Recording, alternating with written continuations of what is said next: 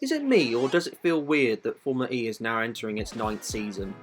Feels like yesterday when I got up at 6 o'clock in the morning UK time to watch Nick Heidfeld barrel roll not even one corner from the finish line. Now, we're at season 9, and have the 3rd generation of Formula E's rule set upon us. So, as the first round is just around the corner, I thought I'd take you through all the necessary changes you need to know before the season begins. It's time for another one of my simple-ish guides.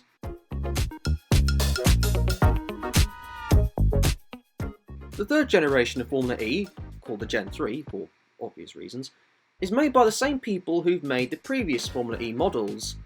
The company, aptly named Spark Racing Technology. This car on paper looks set to leap forward in huge strides the performance that is capable for this series. The battery, developed by Williams Advanced Engineering, is set to develop the equivalent of 469 horsepower in its qualifying setting, which is 134 more than the previous model. However, this car has a combined power output with both the front and rear motors of 804 horsepower. This car could do 200 miles an hour. Plus, this car is much lighter than its predecessor, which by electric standards was already the same weight as Plankton. This new car weighs just 760 kilograms, 60 kilograms less than before. It's lighter due to a smaller battery size and the removal of the rear brakes. Don't worry, it still has brakes on the front. The rear brakes can be removed because the Gen 3 has a regenerative ability of 40% under braking, unlike the 25% previously. We also have a new tyre supplier. Out goes Michelin, and in comes Hankook.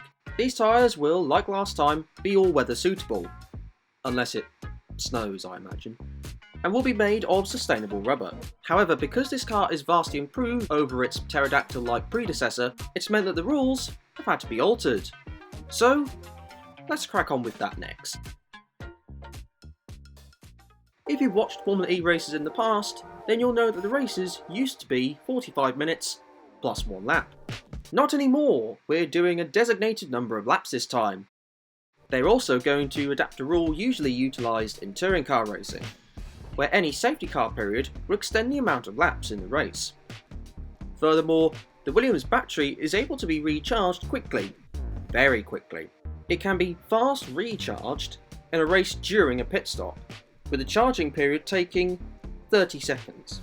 Now, there was meant to be a rule for the whole season so that these pit stops were mandatory. That, though, isn't happening. It will instead be utilised in select races. What events? I'm not really sure, to be honest, it's not been confirmed yet. In return for the pit stop, drivers will be given 2 additional attack mode periods. Finally, the fan boost has been eradicated and is no more. So, where are we racing? 16 rounds comprise the 2022-23 calendar, with the first race being in Mexico City. We then take the journey over to the Middle East in Saudi Arabia for 2 races at the Diriyah circuit, before we head over to our first new location. Hyderabad in India will host a race in early February on a track that has already been used by other series. It's an important race in an important market for Formula E, so let's see how it goes. Next up we go over to another brand new location, Cape Town in South Africa. It's certainly being held in a picturesque setting in front of a mountain, going by the sea, with a football stadium and a golf course within the grounds of what looks like a fast track. Then, in late March, we head over to the series' first visit to Brazil with Sao Paulo. You may recognise some of the corners and landmarks of this track, because the start line, not the finish line mind you, will be the exact same place as the start-finish line that was used when IndyCar visited Sao Paulo, the place being called Anhembi Sambadrome. I probably butchered the pronunciation of that, I do apologise. It's not the exact same track, but it does have a few similarities. We then have 2 races at Berlin's Tempelhof Airport, then a race in Monaco, 2 races in Jakarta, before we head over to our last new location, and the second venue that has hosted IndyCar events. Portland in Oregon keeps a foothold in the US market for Formula E and will utilise Portland International Raceway. on what is going to most likely be a modified version of the track. 2 more double headers round off the season, Rome, and then finally London's ExCeL Arena. For those whose souls want to know what happened to Seoul in South Korea, the track will only be off the schedule temporarily as the stadium is being redeveloped. Finally, let's move to the new teams and who will be piloting them.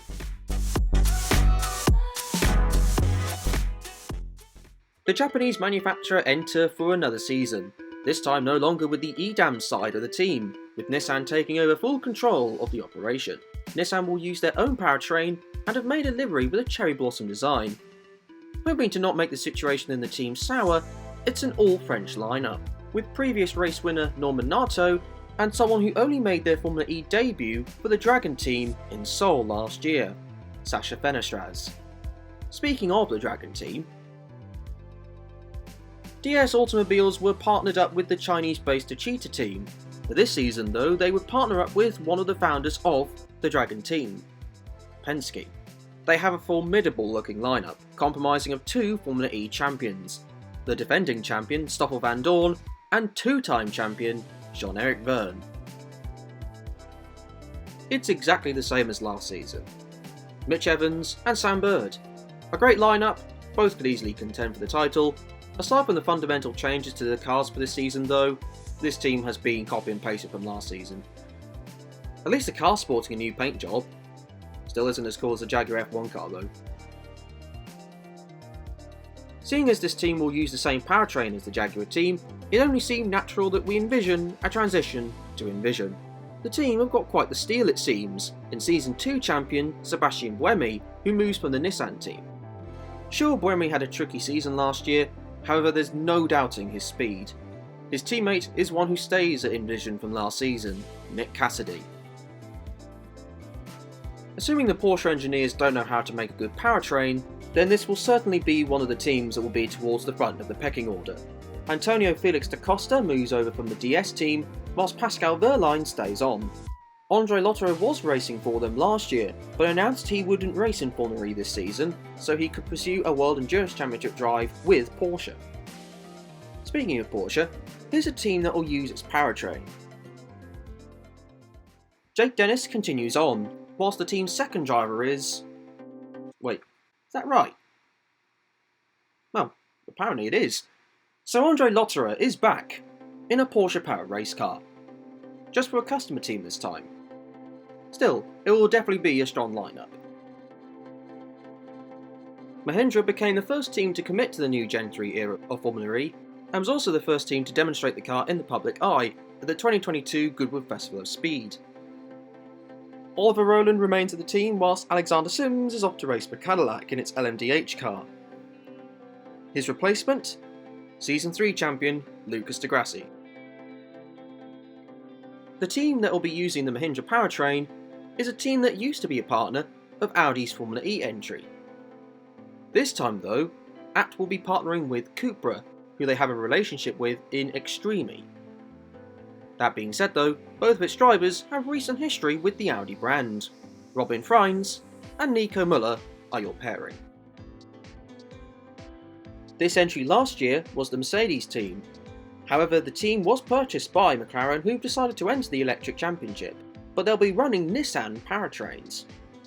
Certainly not a combination that first comes to mind in terms of manufacturer link-ups. Either way, its first driver lineup shows intent. Rene Rast, I think we all know this guy's talent, whilst it's good to see a top manufacturer recognise the abilities of Jake Hughes, a driver with talent, but not a budget to match. Having been in motorsport obscurity for far